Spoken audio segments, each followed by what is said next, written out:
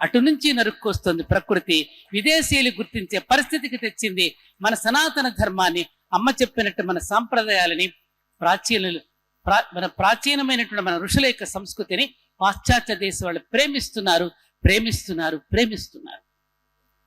అక్కడ చర్చలన్నీ వేలం వేస్తూ ఉంటే మన ప్రవాస భారతీయులు వేలంలో కొని దేవాలయాలుగా రూపొందించేస్తున్నారు. అందుకని శుభ పరిణామం జరుగుతోంది. ఈ యజ్ఞంలో, ఈ పరిణామంలో, ఈ శుభ పరిణామంలో మనందరం కూడా దానికి సమయాన్ని మనం కేటాయించి రాబోయే తరాలకు అందించవలసిన బాధ్యత మన అందరి మీద ఉన్నది. తర్వాత అమ్మ చెప్పింది సంప్రదాయం, సంస్కృత భాషను గురించి వారు చెప్పారు. సంస్కృత భాషలో నెయ్యి తెలియదండి వాళ్ళకి. నెయ్యిని మన సంస్కృతిలో ఏమంటాం? ఘృతము అంటాం. అందుకని ఇంగ్లీష్లో వాడు ఘీ అన్నాడు. మన ద్వారము అంటాం, వాడు ఇంగ్లీష్లో డోర్ అన్నాడు. అన్ని మన పదాలే వాళ్ళు వాడుకున్నది.